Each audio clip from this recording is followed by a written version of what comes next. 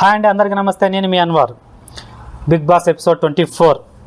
ఈ Big Boss ఎపిసోడ్లో starting నిన్న నామినేషన్స్ కన్వర్జేషన్ స్టార్ట్ అయిందండి. యష్మి అండ్ సోనియా మధ్య కన్వర్జేషన్. వాళ్ళిద్దరూ గొడవపడం. యష్మి వచ్చేసి నువ్వు అలా ఎలా అంటావు, వాళ్ళిద్దరిని చూస్తున్నా అని చెప్పి ఒకరి మీద అలా పర్సనల్ అటాకింగ్ చేసి బ్లేమ్ చేస్తావు, నువ్వు వాళ్ళిద్దరిని ముందర పెట్టి గేమ్ ఆడుతున్నావు అని చెప్పి యష్మి బాధపడుతూ సోనియాకి మాట్లాడుతుంది. ఇక్కడ సోనియా వచ్చేసి డిఫెండ్ చేసుకోవడానికి ట్రై చేస్తుందండి. అయినా కూడా ఇంకా పర్సనల్ అటాకింగ్, నేను అలా అనలేదు, నువ్వు నన్ను చూడట్లేదు, నా గేమ్ చూడట్లేదు అని చెప్పి నువ్వు వాళ్ళిద్దరిని చూస్తామని చెప్పి ఆ పాయింట్ మీద అన్నాను నేను అని చెప్పి సోనియా కవర్ చేయడానికి ట్రై చేస్తుంది. బట్ సోనియా అనడం మాత్రం తప్పే ఈ విషయంలో. ఎందుకంటే సోనియా పర్సనల్ అటాకింగ్ మానుకుంటే బాగుంటుంది. ఈ విషయం నాగార్జున సార్ కూడా ఈ వీకెండ్లో చెప్తేనే చాలా బెటర్ అని నా అభిప్రాయం. ఎందుకంటే పర్సనల్ అటాకింగ్ అనేది చాలా తప్పు. సేమ్ ఇలాగే ఈరోజు మళ్ళీ సేమ్ నబిల్ విషయంలో కూడా ఇంకొక చిన్న అది వేసేస్తుంది రూమర్, అంటే ఒక రూమర్ లాగా వేసేస్తుంది తన పేద, మళ్ళీ సేమ్ అలాగే నువ్వు ఇలా చేస్తున్నావు అని చెప్పేసి. అది నెక్స్ట్ నబిల్ విషయం వచ్చేప్పుడు మాట్లాడుకుందాము. ఈ డిస్కషన్ జరుగుతుండగానే ఇంకా యష్మి వచ్చేసి చాలా కాన్ఫిడెంట్గా డిఫెండ్ చేసుకుంటుందండి. చాలా కరెక్ట్గా చెప్తుంది. ఆ మాటలకు సోనియా కూడా ఏం మాట్లాడాలో తెలియక లాస్ట్కి ఒక సిచ్యువేషన్లో కామ్ అయిపోతుంది. లాస్ట్కి యష్మి వచ్చేసి నీ పాయింట్స్ రైట్ అమ్మ, నువ్వే కరెక్ట్ అని ఒప్పుకున్నాక ఇక్కడ సోనియా ఒక అది ఏమంటాం రాక్షసానందం మాదిరి ఒక స్మైల్ వస్తుంది చూడండి. ఆ స్మైల్తో థ్యాంక్ యూ అని చెప్పేసి వెళ్ళిపోతుంది. మినిమం గిల్టీ ఫీలింగ్ కూడా లేకుండా ఉంటుంది సోనియా అసలుకు. అవతల వాళ్ళని ఇలా అన్నా కదా అని చెప్పేసి. ఇది ఎంతవరకు కరెక్టో నాగార్జున సార్ దీనిపైన చాలా వరకు చర్య తీసుకోవాలి. ఎందుకంటే ఇలా పర్సనల్ అటాకింగ్ అనేది చాలా తప్పు. నెక్స్ట్ వచ్చేసి విష్ణుప్రియ అండ్ నబీల్, సీత, యష్మి వీళ్ళు డిస్కషన్ జరుగుతూ ఉంటుంది. విష్ణుప్రియ వచ్చేసి వాళ్ళిద్దరు దద్దోజం పులిహోర మాదిరి అయిపోయారు సోనియా చేతులు. అంటే ఇది కరెక్టే అండి, నిజంగానే దద్దోజం పులిహోర మాదిరి అయిపోయారు. ఆమె ఏం చెప్తే అదే వింటున్నారు వాళ్ళిద్దరూ, వేరేది దానికి వెళ్ళట్లే. ఈ నిఖిల్ ఏదో నిన్న మొన్న అంటే ఒక బిఫోర్ వీక్లో ఏదో కొంచెం కాన్ఫిడెంట్గా చెప్పే కానీ సోనియాని వదిలేస్తాయి ఇదని, అదైతే జరగదు అసలుకు. నిఖిల్ మళ్ళీ చివరికి వెళ్ళి సోనియా దగ్గరికి వెళ్ళిపోతున్నాడు. బంకలాగా అతుకుపోయింది. ఏదో చేసింది సోనియా నిజంగానే నిఖిల్ని ఈ విషయంలో. అండ్ ప్లస్ ఇక్కడ నిఖిల్ వచ్చేసి కొంచెం డబుల్ గేమ్ ఆడుతున్నాడేమో అనిపిస్తుందండి నాకు. ఎందుకు అంటే అది డబుల్ గేమ్ అనాలన్నా లేకుంటే కన్ఫ్యూజన్ స్టేట్లో ఉన్నాడా అనాలన్నా అది అర్థం అవ్వట్లే. ఇప్పుడు యష్మిని అన్నాక యష్మి దగ్గరికి వెళ్ళి యష్మిని ఓదారుస్తున్నాడు, ఓకే కరెక్ట్, అది అనడం తప్పే అని చెప్పి. ఇక్కడ సోనియా దగ్గరకు వచ్చేసి యష్మి నేను అలా అనడం తప్పని చెప్పి మళ్ళీ సోనియా దగ్గరకు వచ్చేసి మాట్లాడుతున్నాడు.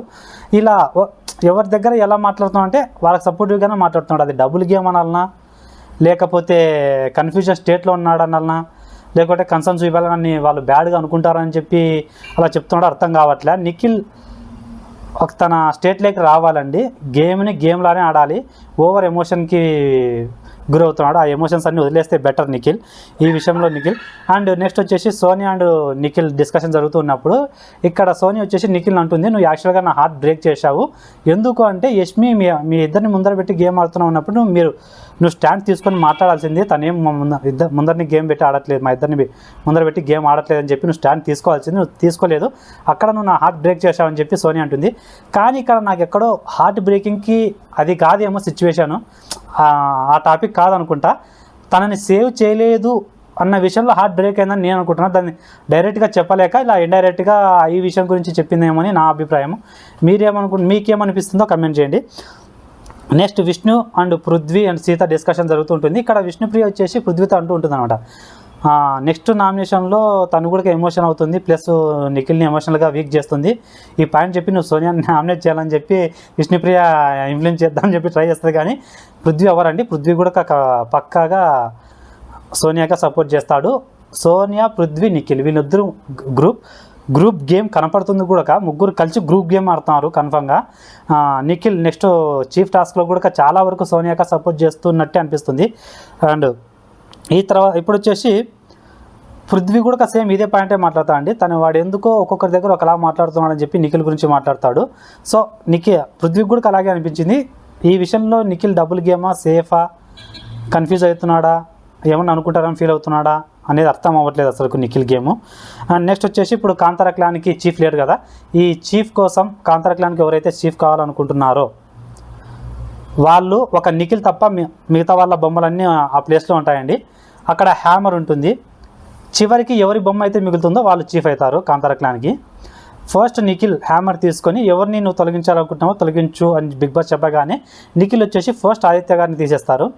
ఆదిత్యాన్ని తీసేస్తూ చెప్పే రీజన్ ఏంటంటే, అన్న దోష ఇష్యూ ఉంది కదా, ఆ ఇష్యూలో మీరు అక్కడే ఉన్నారు, యాక్చువల్గా అక్కడ ఇన్వాల్వ్ అయ్యి మీరు దాన్ని షార్ట్అవుట్ చేసి ఉండాల్సింది, మీ ఏజ్కి మీ ఎక్స్పీరియన్స్కి దాన్ని మీరు షార్ట్అవుట్ చేసి ఉండాల్సింది సలహాలు ఇచ్చి అని ఆ విషయం చెప్పి నిఖిల్ వచ్చేసి ఆదిత్యని తీసేస్తాడు. ఇక్కడ ఆదిత్య గారు నిజంగానే తనకి డిఫెండ్ చేసుకోవడం సరిగ్గా రావట్లేదు. ప్లస్ వీళ్ళందరూ కలిసి తనని కన్ఫ్యూజన్లో పడేస్తున్నారు.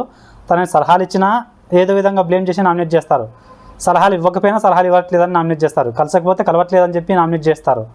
ఇలా అన్ని విధాలుగా తెలిసి లాస్ట్కి ఆదిత్యని కన్ఫ్యూజన్లో పడేస్తున్నారు.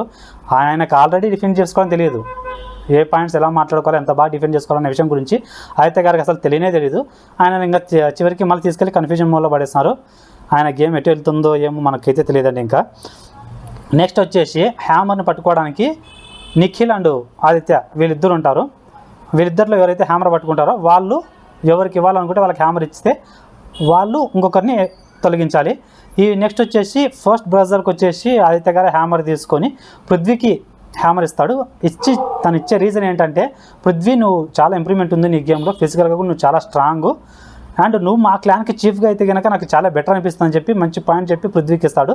ఇక్కడ పృథ్వీ వచ్చేసి హ్యామర్ తీసుకొని మణికంఠను తొలగిస్తాడు అండి. మణికంఠను తొలగిస్తూ, మణికంఠ నీకు టీంని మెయింటైన్ చేసేంత క్యాపబిలిటీ లేదని నా అభిప్రాయం, అందువల్ల నేను తొలగిస్తున్నాను. కానీ మణికంఠ వచ్చేసి అలా ఎలా నువ్వు డిసైడ్ అవుతావు అంటే, అనగానే అది నా అభిప్రాయం, నాకు అనిపించింది కాబట్టి నేను తీసేస్తున్నాను కానీ ఓకే అని చెప్పేస్తాను. నెక్స్ట్ సెకండ్ బ్రదర్కి వచ్చేసి నిఖిల్ హ్యామర్ తీసుకొని సీతకి ఇస్తాడండి. సీత వచ్చేసి యష్మి తొలగిస్తే యష్మికి ఏమని చెప్తుందంటే, మీరు ఆల్రెడీ చీఫ్ అయ్యారు, సో ఇంకా చీఫ్ కాని వాళ్ళు ఉన్నారు కదా, వేరే వాళ్ళకి కూడా ఛాన్స్ రావాలని చెప్పి తీసేస్తామని చెప్పి. ఇది ఎవ్రీ సీజన్లో జరిగేదే అండి, ఒక్కసారి చీఫ్ అయినా ఒక్కసారి క్యాప్టెన్ అయినా, నువ్వు ఆల్రెడీ క్యాప్టెన్ అయ్యావు సో కాబట్టి నేను తొలగిస్తాను అని చెప్పి బిఫోర్ సీజన్స్లో, ఈ సీజన్లో కూడా సేమ్ రీజన్. ఈ రీజన్కి పెద్దగా ఆశ్చర్యపోవాల్సిన అవసరం కూడా లేదు. నెక్స్ట్ థర్డ్ బజర్ మోగ్గానే నెక్స్ట్ మళ్ళీ సేమ్ నిఖిలే హ్యామర్ తీసుకొని, ఇక్కడ హ్యామర్ తీసుకొని ఎవరికి ఇస్తాడంటే సోనియాకి ఇస్తాడు. ఈ సోనియాకి ఇస్తాడు. దీనికి ముందు కన్వర్సేషన్ ఏముంటుందంటే, సోనియా వచ్చేసి హ్యామర్ నాకు ఇవ్వరా అని చెప్పి నిఖిల్ని అడుగుంటుంది. ప్లస్ నిఖిల్ కూడా అదే మాట మీద ఉండి సోనియాకి ఇస్తాడు. దీన్ని అంటారండి గ్రూప్ గేమ్ అని. ఎందుకంటే తను అడిగి తను ఏదో మ్యాన్ప్లేట్ చేసి ఇంప్లేట్ చేసినట్టు అనిపిస్తుంది. ఈ group game Nikhil first of all Sonia నుంచి విడిపోయి పక్కకు ఆడితే అప్పుడు నిఖిల్ గేమ్ ఇంప్రూవ్ అవ్వచ్చు మ్యాక్సిమం.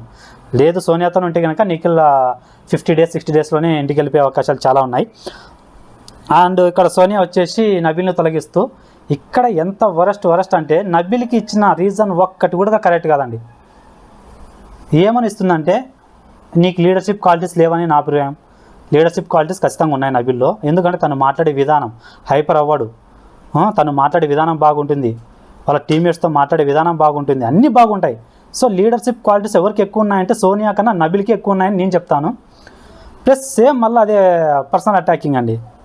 నీకు హ్యూమన్ నేచర్ తెలియదు, హ్యూమన్స్తో ఎలా బిహేవ్ చేయాలో కూడా తెలియదు అని చెప్పి సేమ్ పర్సనల్ ఒక మనిషి పర్సనల్ అంటే తన హ్యూమానిటీ మీద మాటలు మాట్లాడడం, అవతల వాళ్ళని మానసికంగా దెబ్బతీయడం ఈ సోనియా గారికి ఎందుకో రాక్షస ఆనందం పొందే తత్వం ఉందనుకుంటుందని. యాక్చువల్గా మన హ్యూమన్స్ పుట్టాల్సిన ఆమె కాదు, అప్పుడెప్పుడో ఆది కాలంలో పుట్టాల్సిన ఆమె అనుకుంటామే. అంత బాధపరిచే విధంగానే, ఆ మనుషుల్ని బాధపరిచే విధంగానే మాట్లాడుతూ ఉంటుంది సోనియా. అండ్ నెక్స్ట్ వచ్చేసి ఫోర్త్ బజర్ కూడా సేమ్ నిఖిలే హ్యామర్ తీసుకుంటాడు. ఇక్కడ వచ్చేసి నైనికాకి హ్యామర్ ఇస్తే నైనిక వచ్చేసి విష్ణుప్రియని తొలగిస్తూ, విష్ణుప్రియకి ఇచ్చే రీజన్ ఏంటంటే, నీకు చీఫ్ అవ్వాలన్న ఇంట్రెస్టే లేదు, అంత ఎంతూయాజం చూపించట్లేదు నువ్వు చీఫ్ అవ్వాలని చెప్పి, నీకే లేనప్పుడు సో నేను తొలగియాలనుకుంటున్నాను చెప్పి తొలగిస్తుంది. నెక్స్ట్ విష్ణుప్రియ వచ్చేసి బాధపడుతుంటుంది, నువ్వు అలా చెప్పి రీజన్ చెప్పి తీసాడు, నేను బిఫోర్ వీక్లో చెప్పా కానీ ఇప్పుడు కాదు అనగానే ఇక్కడ నైనిక వచ్చేసి, లేదు నిన్ను ఎందుకు తొలగించానంటే సోనియా మన టీంలోంచి వెళ్ళిపోతే మన టీం బాగుంటుంది అని చెప్పి నేను తొలగించానని చెప్పి దాన్ని ఏదో కవర్ చేయడానికి ట్రై చేస్తుందండి. దీన్నే సేఫ్ గేమ్ అంటారు. అక్కడ ఓ రీజన్ చెప్పి వీళ్ళు బాధపడతామని చెప్పేసరికి ఇంకో రీజన్ చెప్పేదాన్ని సేఫ్ గేమ్ అంటారు. నైన్కి ఈరోజు దాన్ని ప్రూవ్ చేసింది. నెక్స్ట్ ఫిఫ్త్ బజర్కి వచ్చేసి విష్ణుప్రియ అండ్ నిఖిల్ వీళ్ళిద్దరిలో హ్యామర్ తీసుకుంటారు. ఇక్కడైతే ఫస్ట్ విష్ణుప్రియనే హ్యామర్ తీసుకుంటుంది. వాళ్ళిద్దరూ తీసుకున్నాక ఆ తర్వాత మళ్ళీ యష్మి అండ్ పృథ్వీ వీళ్ళు చూడకి యాడ్ అవ్వడం వల్ల, ఆదిత్య వీళ్ళు వచ్చి నబీల్ వీళ్ళు వచ్చి యాడ్ అవ్వడం వల్ల ఏమవుతుందంటే లాస్ట్ చివరికి అది విష్ణుప్రియ చేతిలోకి వెళ్తుంది. విష్ణుప్రియ వచ్చేసి హ్యామర్ని ప్రేరణకి ఇస్తుందండి. ప్రేరణ వచ్చేసి యాజ్ యూజువల్ మనం అనుకున్నదే సోనియాని తీసేస్తుంది. సోనియాని తీసేస్తూ యాక్చువల్గా నీకు మన ఛాన్స్ వచ్చింది, నువ్వు దాన్ని యూటిలైజ్ చేసుకోలేదు, ప్లస్ యూటిలైజ్ చేసుకోకపోగా దానికి ముందు నీకు ఎగ్ ఇచ్చిన వెంటనే నిఖిల్తో అన్నావు నాతో అయితే ఈజీగా గెలవచ్చు అని చెప్పి నాకు ఎగ్ ఇచ్చావు కదరా అని ఆ పాయింట్ చెప్పి ప్రేరణ సోనియా తొలగిస్తుంది. నెక్స్ట్ సిక్స్త్ బజర్ వచ్చేసరికి మణికంఠ తీసుకొని నైనికాకి ఇస్తాడండి. నైనిక వచ్చేసి పృథ్వీని తొలగిస్తూ ఏం మాట్లాడుతుందంటే, పృథ్వీ ఇందాక కాన్వర్జేషన్లో మనం మాట్లాడుకున్న కాన్వర్జేషన్లో నా గిరికి హ్యామర్ ఇస్తే నేను తొలగిస్తా అని చెప్పి నన్ను అన్నావు. సో అదే రీజన్ పైన నేను తొలగిస్తున్నా, నువ్వు నన్ను తొలగిస్తాను నాకు నచ్చలేదు కాబట్టి నేను తీసేస్తాను అని చెప్పి పృథ్వీని తీసేస్తుంది. నెక్స్ట్ 7th బ్రదర్కి వచ్చేసి సేమ్ పృథ్వీ తీసుకొని పృథ్వీ వచ్చేసి సీతకి ఇస్తాడండి. సీత వచ్చేసి యాజ్ యూజువల్ నైనికనే తొలగిస్తూ నువ్వు ఆల్రెడీ చీఫ్ అయ్యావు, సో అందువల్ల నేను నిన్ను తొలగిస్తున్నా. యష్మిని తీసేసా కాబట్టి నిన్ను తీసేయకపోతే అది ఏదో వేరే విధంగానే వెళ్ళిపోతుంది. సో అందువల్ల నువ్వు ఆల్రెడీ చీఫ్ అయ్యావు కాబట్టి నువ్వు కూడా తీసేసాను. కానీ ఇక్కడ నైనిక కొంచెం డ్రామాటిక్ అనిపిస్తుంది, ఎందుకంటే తీసేసింది ఒక పాయింటే చెప్పింది, అది కూడా సీత ఒకటే చెప్పింది, ఎవరు చెప్పలే ఆ పాయింట్. ప్రతి ఒక్కరు అదే రీజన్ చెప్పి తీసేస్తున్నారు, నువ్వు ఆల్రెడీ చీఫ్ అయ్యావని చెప్పి. తీసేసింది ఒకసారి కదండి, ఇక్కడ కొంచెం డ్రామాటిక్ చేసిందేమో అని అనిపించింది నైనిక. అండ్ చివరిగా వచ్చేసి నువ్వు చివరి వరకు మిగిలావు కాబట్టి నైనిక నువ్వు హ్యామర్ తీసుకొని సీత అని ప్రేరణ ఉన్నారు, వాళ్ళిద్దరు నీకు ఎవరికి ఇవ్వాలనుకుంటున్నావు వాళ్ళకి ఇవ్వను. కానీ నైనిక ఆలోచించి సీతకి హ్యామర్ ఇస్తుంది. సీత వచ్చేసి ప్రేరణ నన్ను నేను సెల్ఫ్గా తీసేసుకోలేను చీఫ్గా, సో కాబట్టి నేను తీసేయాల్సి వస్తుంది, నాకు కూడా చీఫ్ అవ్వాలని చెప్పి ప్రేరణను తొలగించేసి చివరగా కాంతార క్లాన్కి చీఫ్గా సీత సెలెక్ట్ అయిపోతుంది. సీత సెలెక్ట్ అయిన వెంటనే ఇప్పుడు నెక్స్ట్ వచ్చేసి కాన్వర్జేషన్ జరుగుతూ ఉంటాయండి. ఇక్కడ సీత వచ్చేసి నైనిక వచ్చేసి బాధపడుతూ ఉంటుంది, దానికి సోనియా వచ్చేసి కన్సర్న్ చూపించినట్టు ఏమైందిరా ఏదంటే ఇలా తీసేయడం నాకు నచ్చలేదు, ప్లస్ సీత తీసేయడం ఇంకా బాధ అనిపించిందని చెప్పి నైనిక బాధపడడం. ఓకే వాళ్ళిద్దరి మధ్య బాండింగ్ ఉంది కాబట్టి తీసేసినందుకు బాధపడడంలో తప్పులేదు. ఇక్కడితో ఈరోజు ఎపిసోడ్ అయిపోయింది. థ్యాంక్ యూ మా వీడియోస్ని చూస్తున్నందుకు, చాలా సంతోషం. Love you.